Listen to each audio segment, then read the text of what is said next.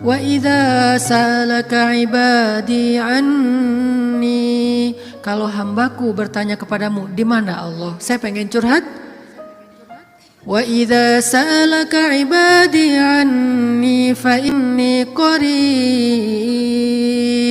Aku dekat. Artinya ketika kita pengen curhat, Allah mendatangi kita. Kadang-kadang kita nggak pengen curhat aja, Allah mendatangi kita karena pengen dicurhatin. Kan baik banget Allah tuh. Padahal kan yang butuh kita ke Allah, bukan Allah butuh kita. Tapi karena saking pemurahnya Allah, dari arasnya turun ke langit dunia. Setelah turun ke langit dunia, Allah bertanya, hal min dhi hajah, ada enggak hamba-hambaku yang butuh pertolongan? Allah manggil-manggil kita tuh di langit dunia tuh. Allah manggil-manggil kita, kita tidur. Ilfil enggak Allah? Besok datang lagi. Hal min dhi hajah, ada enggak hamba-hambaku yang butuh pertolongan? Masih tidur. Ilfil? Enggak, besok datang lagi. Dan itu berlaku dari sejak Allah menciptakan manusia sampai hari kiamat. Enggak pernah Allah ilfil sama kita. Inilah tempat curhat yang paling baik. Hanya ada dua. Satu kepada Allah, kedua kepada pasangan. Kalau tidak ada pasangan, bolehlah sesekali kepada orang tua. Tapi kadang-kadang harus dibatasi juga. Karena ada hal-hal yang kalau kita sampaikan kepada orang tua, pasangan kita gak ridho. Ketika kita ngomongin ke ibu kita, mungkin pasangan kita menjadi malu karenanya. Masalah nafkah mungkin. Kan itu harga diri suami banget ya. Kalau seorang istri kemudian curhat ke ibunya, ya AA ngasihnya kurang terus setiap bulan. Kan dia jadi malu nih. Ada hal-hal yang suaminya akan malu dan gak rela. Terus kepada siapa yang insya Allah suami kita gak malu? Kepada Allah. Ya Allah, suami saya ngasih nafkah kurang terus udah berapa bulan. Saya sih berharap gak usah banyak-banyak ya Allah, 30 juta aja sebulan. Ini masih kurang 29 juta, kurang sejuta curhat ya. Karena suami kita juga curhatnya ke Allah. Ya Allah, saya pengen nambahin nafkah buat istri saya. Ya Allah, ya Allah, ya Allah. Dua-duanya curhat nih. Kalau perlu curhatnya sambil pegangan tangan, kan seru tuh. Coba kalau masih sendiri, pegangan tangan siapa? Gini-gini. Mana ya tangan? Kalau sholat tahajud berdua sama sendiri. Kalau sendiri yang banguninnya alarm. Nggak enak banget tuh. Ring, apa sih berisik? Tapi kalau udah berpasangan yang banguninnya suara lembut. Kang, bangun. Akhirnya makin tidur. Ini tapi bukan fikih ya. Ini iseng-isengan saya doang nanya ke istri saya. Yang. Kalau kita sholat tuh boleh gak sih gandengan? Istri saya nanya, gandengan gimana? Jadi kita tengah malam tuh nanya kayak gituan. Gandengan gimana? Gini, jadi kita takbir terus. Boleh gak sih kayak gitu? Nanya ya. Tapi kalau deketan boleh kan? Boleh. Ya udah deketan lagi dong. Lagi sah. Bisa gak ngomong kayak gitu ke teman kos-kosan? Deket lagi dong. Bahaya. Makanya teman-teman curhat sama Allah SWT. Analogi dan contoh kasusnya mungkin masalah cinta dengan pasangan ya. Tapi moral of the story-nya tuh bisa kita pakai dalam apa aja. Karena kita punya masalah bukan cuma dengan pasangan, bukan cuma dengan teman, tapi kita punya masalah dalam pekerjaan, dalam apa aja. Pokoknya mau curhat ke langit. Karena Allah selalu menunggu kita curhat. Yang di seluruh bumi juga makhluk-makhluk Allah selain jin dan manusia setiap hari berdoa kepada Allah. Masa kita nggak mau berdoa? Kulla yaumin huwa fi sya'n wa la ya'uduhu hifdzuhuma. Curhat sama Allah. Akhirnya Khawlah udah selesai datang ke Nabi. Kalau bahasa kita kayak ngejapri ke Nabi gitu. Nabi bilang, kamu sama suami kamu sudah haram selama-lamanya. Karena zihar itu adalah tradisi Arab jahiliyah. Kamu buat saya seperti ibu. Itu tradisi Arab jahiliyah yang gak baik banget. Sangat-sangat tidak adil kepada perempuan. Jadi ini salah satu ayat bukti bahwa Al-Quran itu benar-benar turun untuk mengangkat kehormatan perempuan. Karena tradisi Arab jahiliyah, kalau dia udah mulai bosan sama istrinya, langsung dia ceraikan seumur hidup. Kenapa seumur hidup? Biar gak dapat waris, biar gak ada tanggung jawab apa-apa, nafkah segala macam. Kan curang banget kan? Dinikahi ketika muda, pas udah tua diceraikan tanpa ada harapan warisan dan nafkah lagi selama-lamanya. Ternyata Khawlah gak berhenti dengan bertanya kepada Nabi doang. Dia minta kepada Allah. Tadinya gak ada loh fikih zihar di dalam Islam tuh gak ada. Gak ada syariat hukum tentang bab Zihar dalam Islam baru ada setelah khaulah curhat. Jadi bisa dibilang beberapa syariat Islam itu muncul hasil dari curhat-curhat para hamba. Apa arti al-mujadilah? Perempuan yang sedang curhat. Ini surat curhat di dalam Al-Quran. Akhirnya turun ayat, Allah sudah mendengar pembicaraan kalian berdua, Allah tahu banget isi japri-japrian kalian. Kemudian Allah mengatakan zihar itu adalah dosa besar. Dan orang yang melakukan zihar tidak berlaku untuk istrinya. Tapi dia wajib menebus dosa itu dengan cara berpuasa 2 bulan berturut-turut. Suami dari Khawlah orang yang sudah sangat tua. Nabi panggil dia ke sini. Akhirnya sahabat nyari-nyari dia, dipanggil ke rumah Nabi. Kemudian Nabi mengatakan, sudah turun ayat tentang masalah kamu dengan Khawlah. Allah gak redha dengan apa yang kamu lakukan kepada Khawlah. Akhirnya dia dimarahin sama Nabi. Kemudian Nabi mengatakan, ya Rasulullah, saya sadar, saya insaf, saya taubat. Terus gimana menebusnya ya Rasul? Kata Nabi, berpuasalah 2 bulan berturut-turut. Dia bingung, Rasul, saya ini laki-laki yang sudah tua. Jangankan 2 bulan berturut-turut, sehari aja batal. Gak boleh batal sehari aja, gak boleh. Kalau batal sehari gak bisa besok dilanjutkan, gak bisa. Langsung mulai dari nol. Ya Rasul, saya puasa sehari aja gak kuat, gimana 2 bulan? Rasul mengelus dada kemudian mengatakan, ya udah kalau gitu beri makan 60 orang miskin. Ya Rasul, gak ada orang yang lebih miskin di daerah sini daripada saya. Akhirnya Nabi ngambil beberapa karung korma, dikasih ke dia, ngasih makan ini untuk keluargamu. Ini juga menjadi dalil gimana Islam itu agama yang sangat-sangat toleran. Allah pengen memudahkan kalian, Allah nggak pengen menyusahkan kalian. Semua syariat Islam itu adalah memudahkan kita, nggak ada yang menyusahkan kita. Semua syariat Islam itu gampang, simple, mudah, nggak ada yang susah. Salah satunya adalah menikah, itu mudah banget. Mana Ustadz? Buktinya masih banyak yang masih single. Berarti bukan Allah yang menyusahkan pernikahan, calon mertua tuh. Nah Allah mah memudahkan kan ya. Bayangin pernikahan itu kan simple ya. Akad nikah sederhana kan. Yang cuman saya nikahkan putri saya terima putri bapak dengan mahar sekian dibayar tunai, sah. Akhirnya berubahlah status, berduaan apalagi dan seterusnya apalagi dosa aja isinya. Sekarang berubah. Memandang aja berpahala. Apalagi ya memandang aja berpahala, kebayang gak tuh? Memandang pasangan itu sama kayak memandang Ka'bah. Duduk sambil ngeliatin Ka'bah itu pahalanya kayak 2 rakaat sholat loh. Sholat mutlak. Berarti memandang istri yang lagi rempong sama dengan 2 rakaat sholat mutlak. Baru memandang gimana menyentuh, gimana mengecup keningnya, gimana memeluknya, gimana dan gimana. Ibadah sholat mudah banget, gak bisa berdiri, duduk. Gak bisa duduk, berbaring. Gak bisa sholat tepat waktu, dijamak. Gak bisa menjamak, dikosor, dikodok. Kenapa dikodok? Soalnya ketiduran. Yang penting jangan istiqomah. Masa mengkodok istiqomah ya? Jam 9 pagi, sholat apa itu? Kodok subuh. Sekalian dijamak dengan duha. Istiqomah, udah setahun kayak gitu. Nah ini. Kayak misalnya kita pulang malam, belum isya nih. Tadi pas isya, pas lagi di jalan macet-macetan, sampai di rumah capek banget, mandi segala macam, makan, akhirnya ketiduran. Lupa kalau kita belum sholat isya, bangun-bangun subuh, oh iya ya semalam saya belum isya. Gak apa-apa, lakukan ketika kita ingat. Karena itu lupa atau gak sadar atau gak tahu ilmunya. Balik lagi, akhirnya Allah turunkan ayat untuk ngebela Khawlah bintu Sa'labah. Kenapa? Curhat kepada Allah. Jadi butuh cinta, butuh ditambahkan rasa cinta, butuh diharmoniskan perasaan cintanya, minta kepada Allah karena cinta itu dari Allah Subhanahu wa taala, bukan dari makhluk. Hati kita itu ada di antara jemarinya Allah, ada di dalam genggamannya Allah. Kadang-kadang kita sendiri nggak berkuasa untuk nolak apa yang diinginkan oleh hati kita sendiri loh. Dan saya ngebuktiin banget, saya sering bilang saya itu bukan tipe istri saya banget. Ada 4 hal yang istri saya nggak mau, 4-4-nya ada di saya. Ketika sebelum ketemu saya pokoknya saya nggak mau ini, aduh nggak mau banget deh, nggak banget deh. Makanya jangan gampang nyumpahin ya.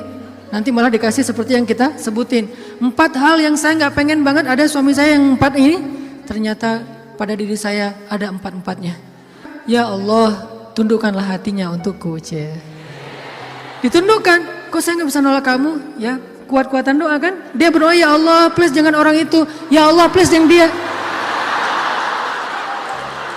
Kuat-kuatan doa. Ya Allah jangan orang itu please, jangan orang itu. Ya Allah please dia aja, jangan yang lain. Ustadz dilawan ya. Doa.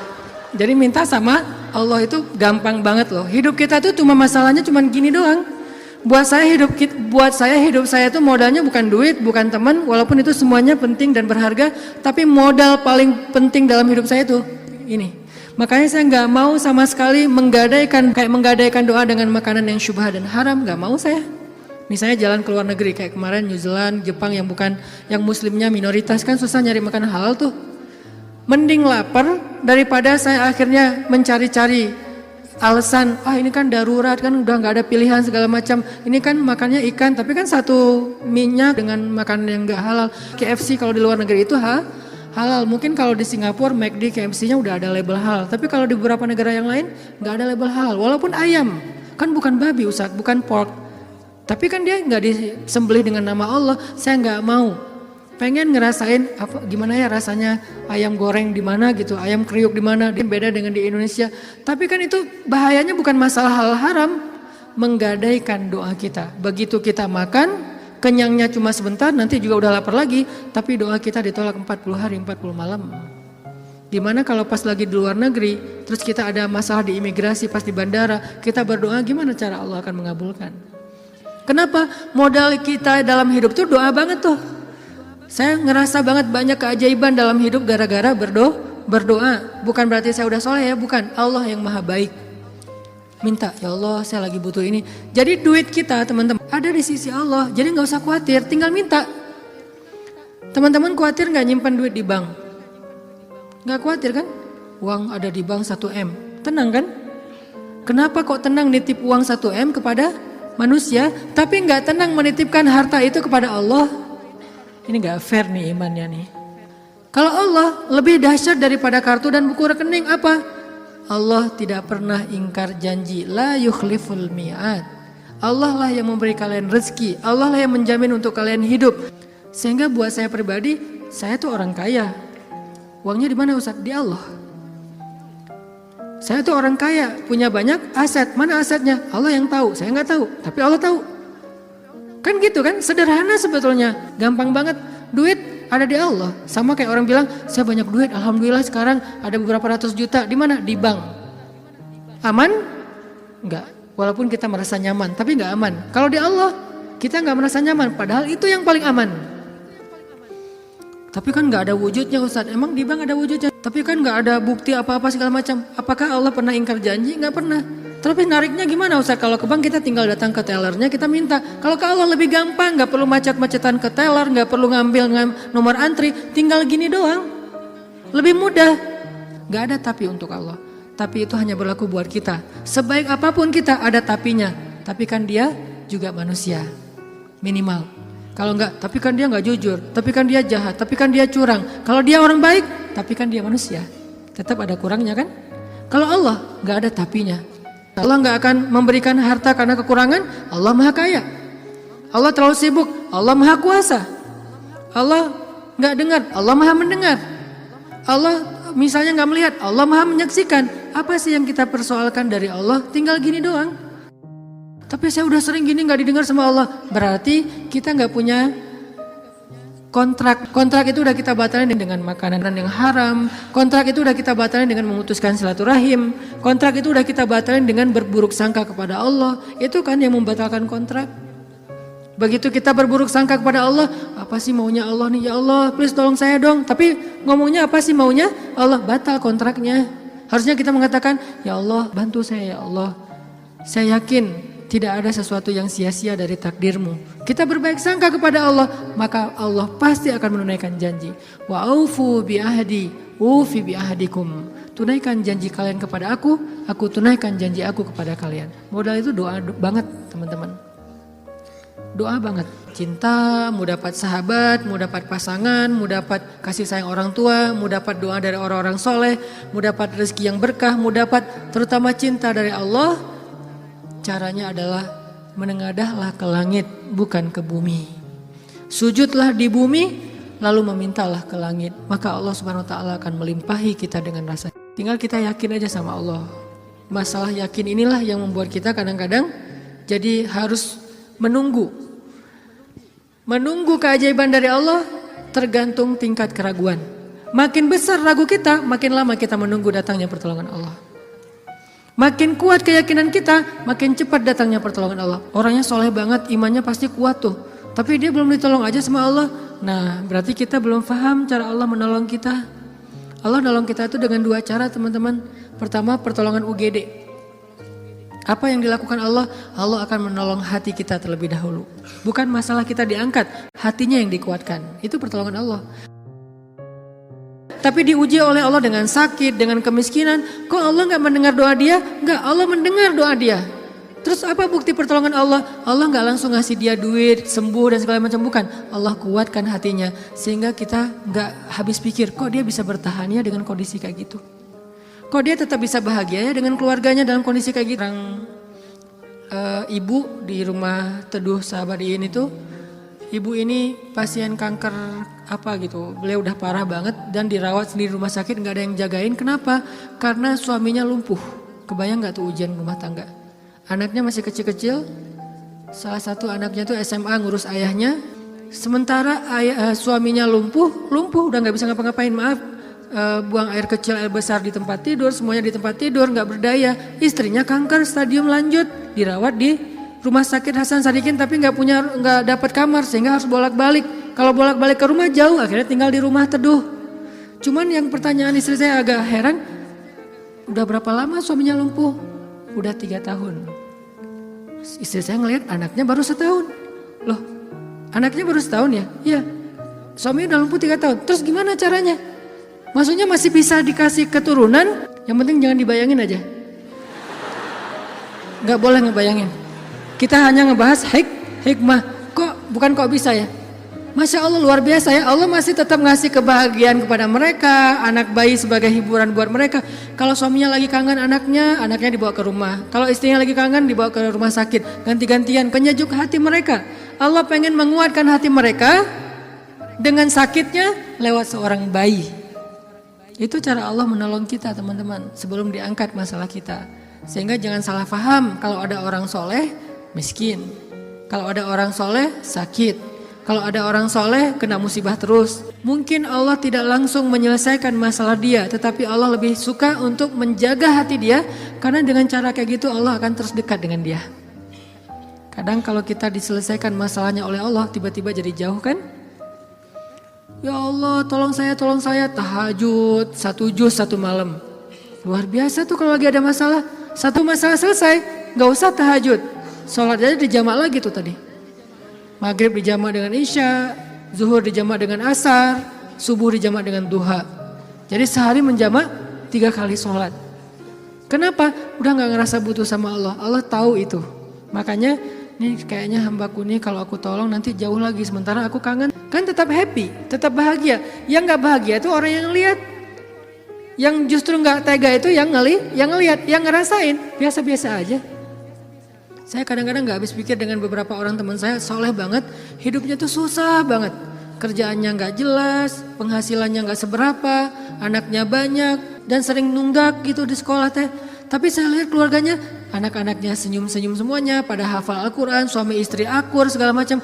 Kok mereka bisa bahagia dengan modal hidup yang cuma segitu, sementara ada keluarga lain yang modal hidupnya berlimpah tapi gak bahagia.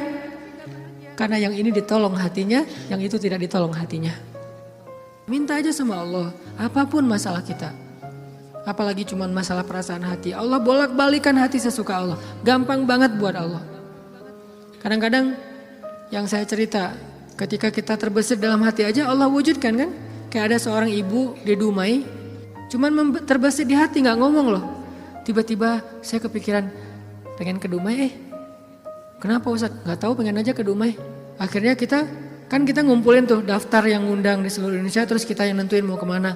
Ke Dumai Akhirnya nentuin beli tiket ke Dumai. Walaupun sebetulnya jadwalnya tuh rush banget loh. Jadi jadwalnya tuh sangat padat. Tapi bela-belain ke Dumai. Kenapa? Allah yang menuntun hati saya, menggerakkan hati saya untuk datang ke Dumai. Begitu saya sampai di Dumai, ternyata Allah men-setting beliau yang menjemput kita di bandara, lalu satu mobil, kata beliau, inilah batin saya sebulan yang lalu. Allah ngasih bukan cuma di sebuah taklim, satu mobil bisa curhat masalahnya. Bukan saya soleh, bukan, dianya yang solehah. Allah yang maha baik.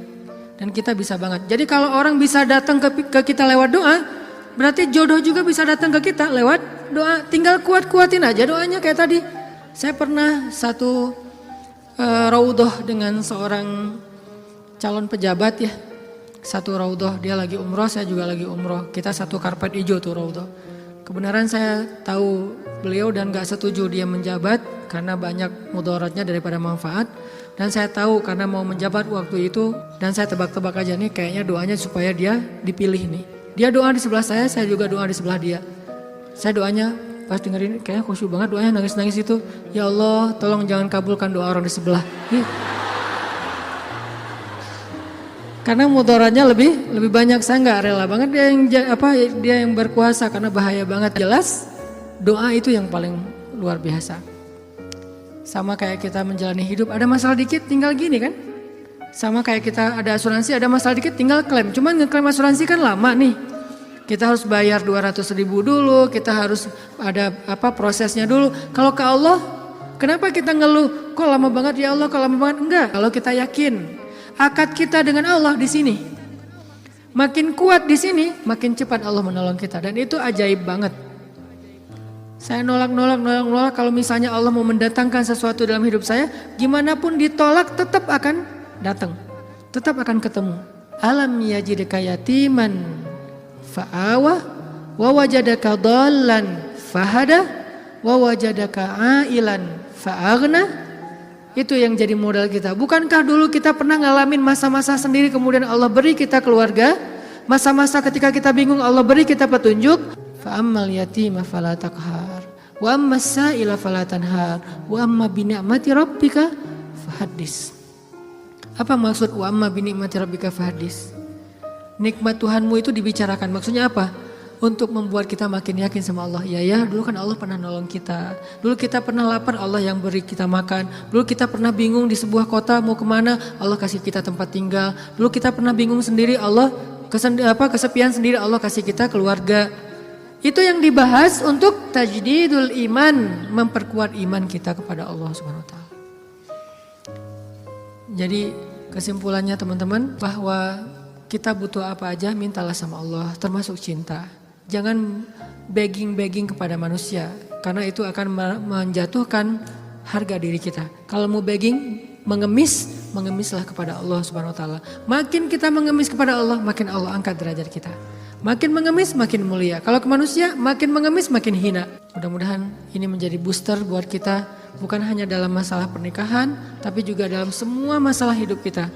Dan la tahzan, innallaha ma'ana. Gak usah khawatir, jangan sedih, jangan putus asa. Allah itu selalu bersama kita. Kenapa kita tidak mengandalkan ini dalam hidup kita?